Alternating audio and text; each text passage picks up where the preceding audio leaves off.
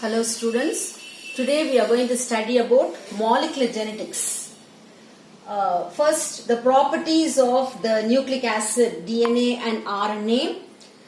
There are four properties of DNA and RNA is given as self-replication, stability, information storage, variation through mutation. Self-replication, DNA is able to produce its own copies, carbon copies. Self-replication. Stability is DNA is structurally and chemically stable. And this information storage, DNA stores the information for the synthesis of RNAs and proteins, information storage. And then mutation, variation is caused through mutation. A sudden change it occurs in DNA that it causes variation. So these are the four properties of DNA and RNA. Next is about genophore. Genophore in prokaryotes, the DNA as a nucleoid is organized into large loops held by the protein. But DNA, it lacks the chromatin organization. In prokaryotes, DNA is circular and it is not organized into the chromatin organization that is called as genophore. But in eukaryotes, the DNA is it is referred as the nucleosomes because the negatively charged DNA, it wraps around the positively charged histone octamer. You can see in the picture, this is DNA. Students, you can see in this picture, this is a condensation of DNA where the double-stranded DNA, you can see the nucleosomes. And the nucleosome is shown separately here. This negatively charged DNA, it is bound to the positively charged proteins. There are four types of proteins. They are called as the histone proteins. H2A, H2B, H3, H4 are the four different types of histone proteins. And there are two molecules of histone proteins that they join together to form a unit called as a histone octamer. So the negatively charged DNA that it binds with the positive charged proteins to form a nucleosome. In the case of the eukaryotic DNA, you can see the nucleosomes and you can see the DNA here, and all these are the coiled chromatin fibers, coiled threads. This is metaphosed chromatid. This picture you can see about the DNA replication. DNA replication is nothing but DNA synthesis. DNA synthesis that it takes place during the S phase of the cell cycle. During the cell division, DNA replication that it takes place. There are three types of replication. One is called as a conservative replication, semi-conservative replication, and desperative replication. The first type is conservative replication.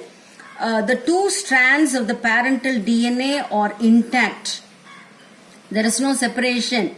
Both the strands of the parental DNA that it synthesizes two daughter DNAs. The two strands of the parental DNA, it acts as a template for synthesizing the daughter DNA. This type of replication is called as a conservative replication. The second type of replication is called as desperative replication, where the parental DNA that it splits into fragments and each fragment develops into daughter DNAs. And both the strands of the DNA, it acts as a template for synthesizing the daughter DNA. That is called as a desperative replication. The third type of replication is called as, you can see in this picture, this is semi-conservative replication, where this is the parental DNA. The two strands of the parental DNA, they separate. you can see the parental DNA, they unwind, they get separate. The covalent bonds, hydrogen bonds, joining both the strands, they break and they get the two strands, they get separated.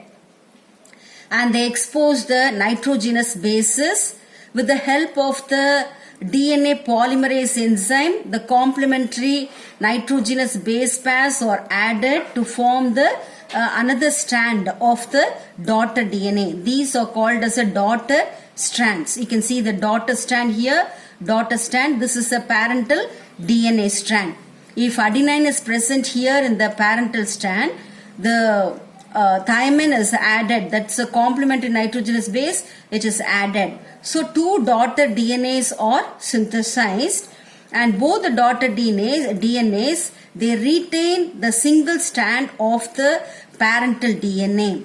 That is why it is called as a semi-conservative replication. This is explained by Watson and Crick in the year 1953.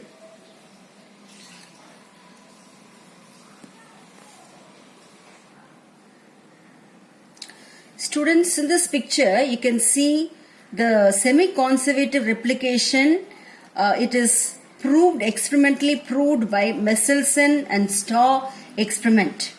Michelson and Starr experiment to prove semi-conservative replication, where they cultured two cultures of E. coli for many generations in separate medium. One is a heavy culture, the other one is a light culture. In the heavy culture, the nitrogen source is ammonium chloride, which contains the heavy isotope N-DNA. It is represented as N15 DNA, and the light culture is a light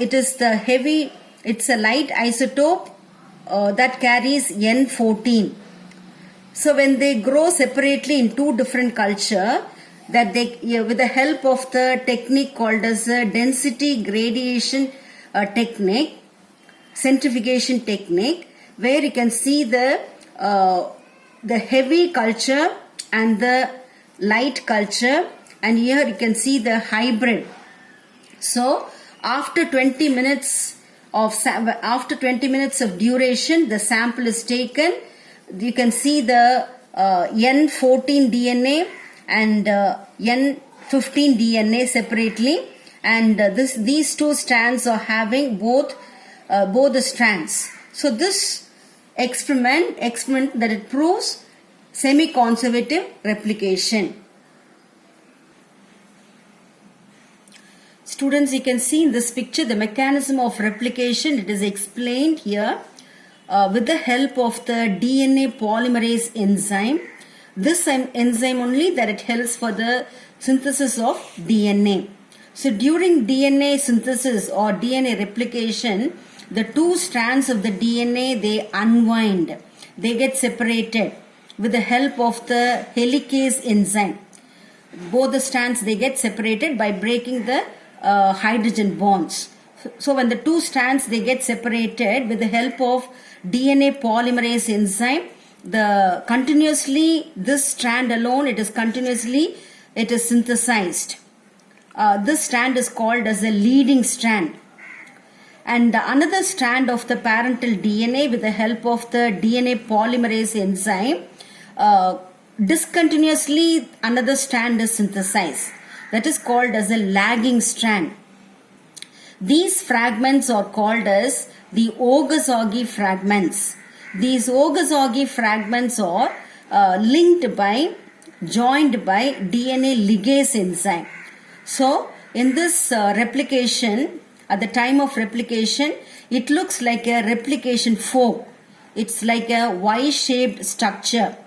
So Y-shaped structure, one strand parental DNA strand having the leading strand, and another parental strand which has got the lagging strand having the Ogasawara fragments, and this is about the mechanism of replication. Next is about central dogma of protein synthesis. For protein synthesis, that it requires DNA, RNA. So these two are very important for the synthesis of protein. Protein is synthesized in the ribosomes. How proteins are synthesized? There are two processes are involved. One is transcription and translation. So first, DNA replication that it takes place.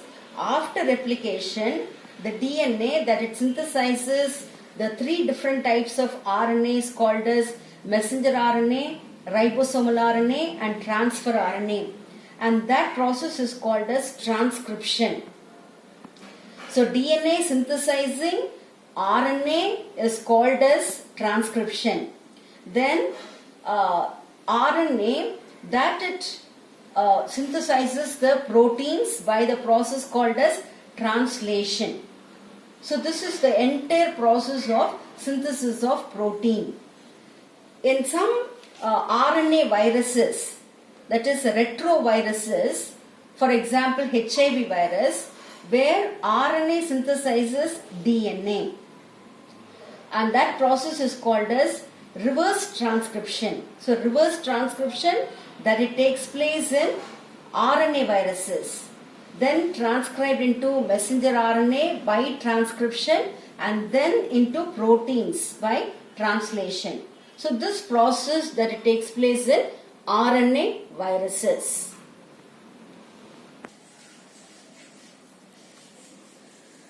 Students, you can see this picture. This is a transcription strip. That is DNA synthesizing RNA, messenger RNA. You can see the two strands of the DNA. The DNA has got, the strand of the DNA has got the promoter region and then the structural gene and then terminator region. This strand of the DNA that it acts as a template strand for synthesizing messenger RNA. So the two strands that it gets separated, in one strand of the parental DNA, it has got the promoter gene, promoter region is present, and then the structural gene region is present, the terminator region is present. These are the three regions which are present in the forming the transcription unit. Students, you can see this picture, process of transcription in eukaryotes, how DNA is synthesizing the messenger RNA. This is messenger RNA strand, single stranded messenger RNA. It has got the exon and the intron. The exon or the coding sequences, they are called as exon, and the intervening sequences or non-coding sequences are called as a intron. These introns can be removed by the process of splicing. You can see this double-stranded DNA synthesizing the messenger RNA. There are three steps in synthesis of messenger RNA. First is initiation, that is the promoter region, starting region, initiation, and the second region is called as a elongation region, and the third region is called as a termination region. So after the messenger RNA is synthesized, it gets separated, and this only explains the process of transcription. Genetic code is the genetic information which is present in both the strands of DNA is called as a genetic code. What type of protein to be synthesized? It is in the form of a genetic information. It is stored in DNA. That is called as a genetic code. What are the features of genetic code? First, genetic code is a triplet code. Triplet code, and there are 61 codons are present for coding for 20 amino acids. So it's in the form of triplet codon. There are 61 codons coding for 20 amino acids. In this, 3 codons are stop codons. They are referred as a termination codon, or it is otherwise called as a stop codon. The next point is genetic code is universal. For all the organism, the triplet codon, it is same. In prokaryotes as well as in the eukaryotes, the triplet codon, genetic code is universal. Next is no punctuation or needed between the two codes. In this triplet codon, there are no commas or no punctuation for the genetic code. The next point is more than one triplet codon could code for a specific amino acid. So one particular amino acid, there are more than one triplet codons are present. The next point is the code is always read in a fixed direction, that is from one end, that it has got the polarity 5n to the 3n direction. So the triplet codon has got polarity. The next point is AUG has nonsense codon. It is referred as a AUG has dual function. It has got two function. This codon has got two function, initiator as well as it codes for methionine. AUG is a triplet codon. It has got dual function. It is a initiator. It initiates as well as it codes for the amino acid methionine. The next point is UAA and UAG and UGA. All these are the nonsense codons. They are referred as nonsense codon, termination codon. So these are all the important features for genetic code.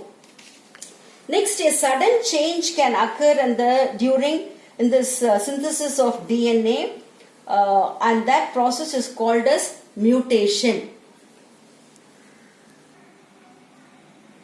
Students, you can see this picture. This picture is about mutation and genetic code. DNA point mutation. See, this is DNA strand, and you can see the genetic code, DNA sequences arranged, and these are based on the genetic code. The amino acids are arranged they are linked by the peptide bond. This is a normal genetic code that it codes for normal RBCs, red blood cells. Any mutation which occurs in the DNA strand, see, you can see here the mutation. Mutation is sudden change which occurs in the gene that it causes. This is called as a point mutation. So amino acids are not arranged in an order. You can change the amino acid. You can see the change in the amino acid. Valine is replaced. It is a mutant. So abnormal phenotype, that is sickled red blood cells are produced. So this is a normal red blood cells. The normal red blood cells are produced because of the normal strand of the DNA or normal arrangement of the amino acids. But this is a abnormal phenotype. It is otherwise called as a sickled red blood cells, where instead of glutamic acid, valine amino acid is a mutant is replaced. So it's a abnormal arrangement of the amino acid. This is called as this picture is showing about the point mutation.